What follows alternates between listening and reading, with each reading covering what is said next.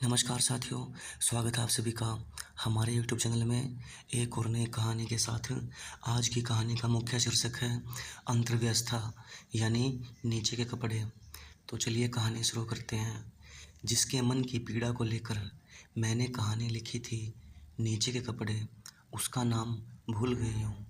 कहानी में सही नाम लिखना नहीं था और उससे एक बार ही मुलाकात हुई थी, इसलिए नाम भी याद से उतर गया। जब वह मिलने आई थी बीमार थी, खूबसूरत थी, पर रंग और मन उतरा हुआ था। वह एक ही विश्वास को लेकर आई थी कि मैं उसके हालात पर एक कहानी लिख दूँ। मैंने पूछा, इससे क्या होगा?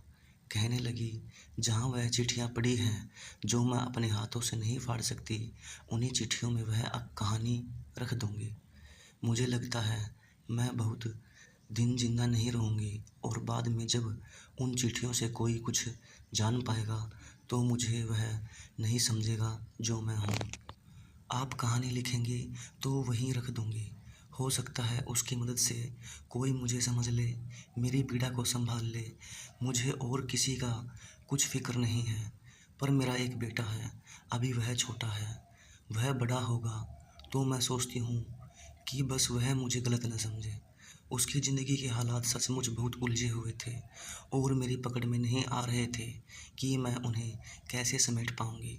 लिखने का वादा तो नहीं किया, पर कहा कि कोशिश करूँगी। मैं बहुत दिन वह कहानी नहीं लिख पाई। सिर्फ़ एक एहसास सा बना रहा कि उसका बच्चा मेरे ज़हन में बड़ा हो रहा है।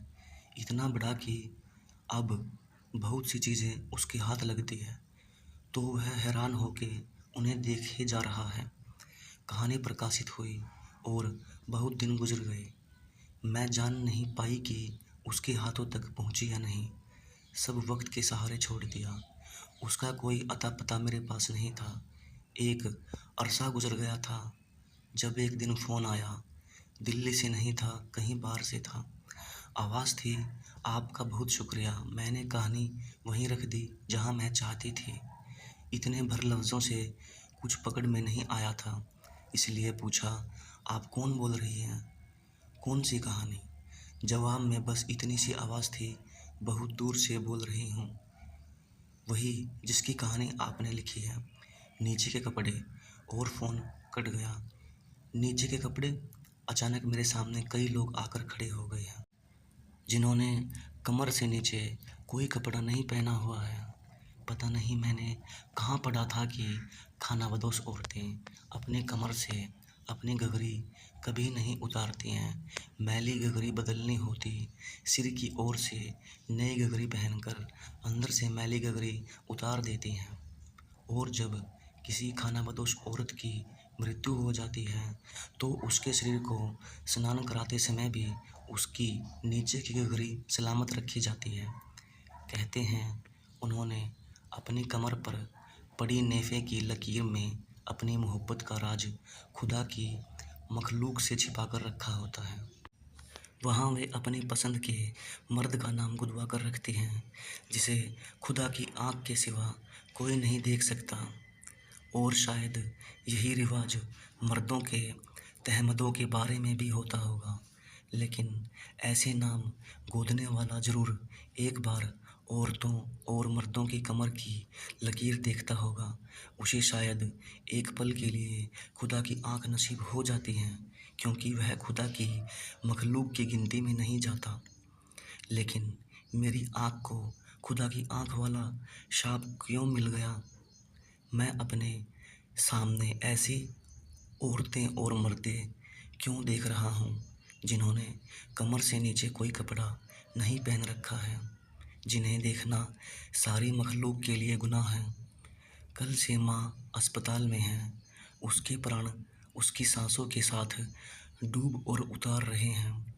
ऐसा पहले भी कई बार हुआ है और 2 बार पहले भी उसे अस्पताल ले जाया गया है, पर इस बार शायद उसके मन को जीने का विश्वास नहीं बन रहा है। अचानक उसने उँगली में से हीरे वाली अंगूठी उतारी और मुझे देखकर कहा कि मैं घर जाकर उसकी लोहे वाली अलमारी के खाने में रख दूँ। अस्पताल में अभी दादी भी आई थी, पापा भी, मेरा बड़ा भाई भी, लेकिन माँ ने न जाने क्यों यह काम उन्हें नहीं सौंपा। हम सब लौटने लगे थे जब माँ ने इशारे से मुझे ठहरने के लिए कहा। सब चले गए तो उसने तकिए के नीचे से एक मुसा हुआ रुमाल निकाला जिसके कोने से 2 चाबियां बंधी हुई थी। रुमाल की कसी हुई गांठ खोलने की उसमें शक्ति नहीं थी, इसलिए मैंने वह गांठ खोल दी। तब एक चाबी की ओर इशारा करते उसने मुझे यह काम सौंपा कि मैं उसकी हीरे की अंगूठी अलमारी के अंदर खाने में रख दूं। यह भी बताया कि अंदर वाले की चाबी मुझे उसी अलमारी के एक डिब्बे में पड़ी हुई मिल जाएगी।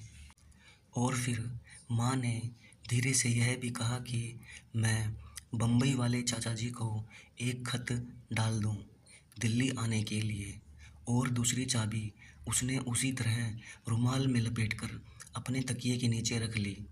और जिस तरह तकदीरें बदल जाती हैं उसी तरह चाबियां भी बदल गई। घर में रोज़ के इस्तेमाल की माँ की एक ही अलमारी है, लेकिन फालतू सामान वाली कोठरी में लोहे की एक और भी अलमारी है जिसमें फटे पुराने कपड़े पड़े रहते हैं।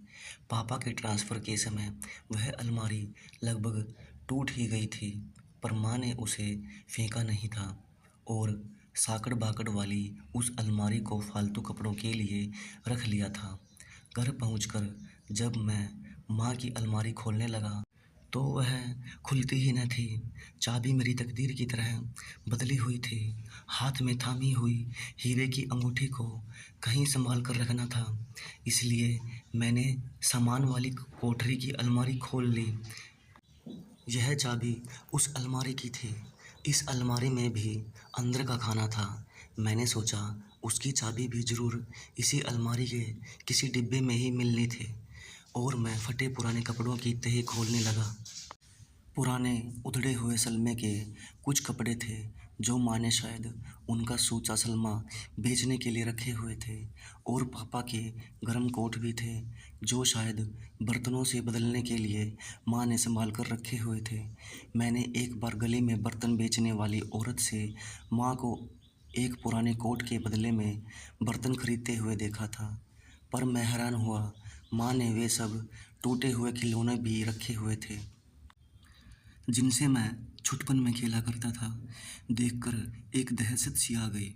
चाबी से चलने वाली रेलगाड़ी इस तरह उल्टी हुई थी जैसे पटरी से गिर गई हो, और उस भयानक दुर्घटना से उसके सभी मुसाफिर घायल हो गए हों। प्लास्टिक की गुड़िया जो एक आंख से कानी हो गई थी, रबड़ का हाथी जिसकी सूंड बीच में से टूट गई थी, मिट्टी का घोड़ा जिसकी अगली दोनों टांगें जैसे कट गई हों, और कुछ खिलौनों की सिर्फ टांगें और बाहें बिखरी पड़ी थी जैसे उनके धड़ और सिर उधड़कर कहीं दूर जा पड़े हों, और अब उन्हें पहचानना भी नहीं जा सकता था। मेरे शरीर में एक कंपन सी दौड़ गई। देखा कि इन घायल खिलौनों के पास ही मिट्टी की बनी शिवजी की मूर्ति थी जो दोनों बाहों से लुंजी हो गई थी, और ख्याल आया जैसे देवता भी अपाहिज होकर बैठा हुआ है। जहाँ तक याद आया, लगा कि मेरा बचपन बहुत खुशी में बीता था। बड़े भाई के जन्म के 7 बरस बाद मेरा जन्म हुआ था, इसलिए मेरे बहुत लाड हुए थे।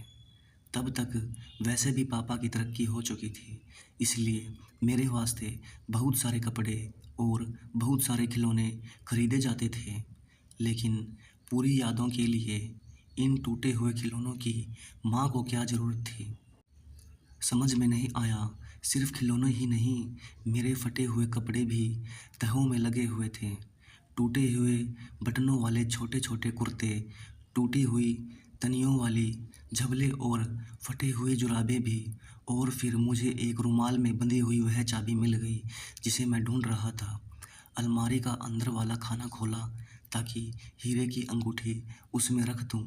यही वह घड़ी थी जब मैंने देखा कि उस खाने में सिर्फ नीचे पहनने वाले कपड़े पड़े हुए थे, और अचानक मेरे सामने वे लोग आकर खड़े हो गए जिनके सिर भी ढके हुए हैं, बाहें भी, ऊपर के शरीर भी, लेकिन कमर से नीचे कोई कपड़ा नहीं है। प्रलय का समय शायद ऐसा ही होता होगा, मालूम नहीं। मेरे सामने मेरी माँ खड़ी हुई है, पापा भी, बम्बई वाले चाचा जी भी, और कोई एक मिसेज चोपड़ा भी, और एक कोई मिस नंदा भी, जिन्हें मैं जानता नहीं। और खोए हुए से होश में मैंने देखा कि उनके बीच में कहीं भी मैं भी गुच्छा सा बनकर बैठा हुआ हूँ। न जाने यह कौन सा युग है, शायद कोई बहुत ही पुरानी सदी, जब लोग पेड़ों के पत्तों में अपने को लपेटा करते थे, और फिर पेड़ों के पत्ते कागज जैसे कब हो गए नहीं जानता। अलमारी के खाने में सिर्फ कागज पड़े हुए हैं, बहुत से कागज, जिन पर हर एक के तन की व्याख्या लिखी हुई है। तन के ताप जैसी, तन के पसीने जैसी, तन की गंध जैसी, ये सब खत हैं बम्बई वाले चाचा जी के, और सब मेरी माँ के नाम हैं। तरह तरह की गंध मेरे सिर को चढ़ रही है।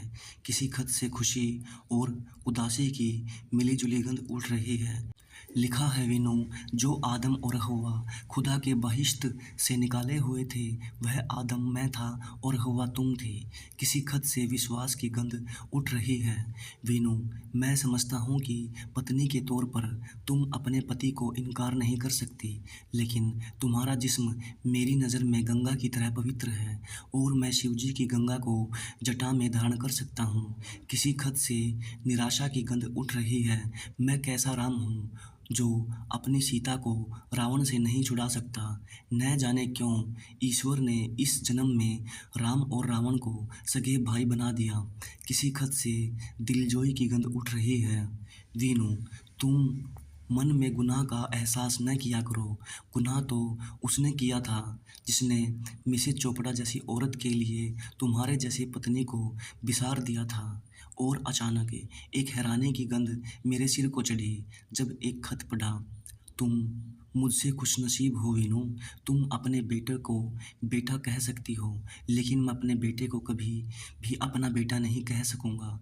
और अधिक हैरानी की गंध से मेरे सिर में एक दरार पड़ गई जब एक दूसरे खत में मैंने अपना नाम पढ़ा। लिखा था, मेरी जान वीनू, अब तुम उदास न हुआ करो। मैं नन्हे से अक्षर की सूरत में हर वक्त तुम्हारे पास रहता हूँ। दिन में मैं तुम्हारी गोद में खेलता हूँ और रात को तुम्हारे पास सोता हूँ। मैं ज़िंदगी के 19 बरस में जिसे पापा कहता रहा था, अचानक उस आदमी के वास्ते यह लफ्ज़ मेरे होठों पर झूठा पड़ गया। बाकी खत में मैंने पूरे होश में नहीं पढ़े, लेकिन इतना जाना कि जन्म से लेकर मैंने जो भी कपड़ा शरीर पर पहना है, वह माँ ने कभी भी अपने पति की कमाई से नहीं खरीदा था। मिट्टी का खिलौना तक भी नहीं। मेरे स्कूल की और कॉलेज की फीसें भी वह घर के खर्च में से नहीं देती थी। यह भी जाना कि बम्बई में अकेले रहने वाले आदमी से कुछ ऐसी बातें भी हुई थी जिनके लिए कई खतों में माफ़ियाँ मांगी गई हैं, और उस सिलसिले में कई बार किसी मिस नंदा का नाम लिखा गया है। जो खत लिखने वाले की नज़रों में एक आवारा लड़की थी जिसने मेनका की तरह एक ऋषि की तपस्या भंग कर दी थी। और कई खतों में माँ की झिड़कियाँ सी दी गई हैं कि ये सिर्फ उसके मन के वहम हैं जिसके कारण वह बीमार रहने लगी है।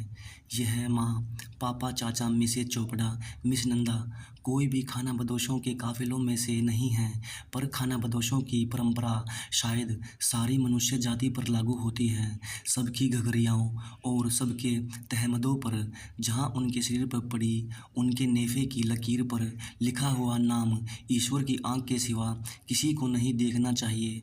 और पता नहीं लगता कि आज मेरी आँख को ईश्वर की आँख वाला शाप क्यों लग गया है।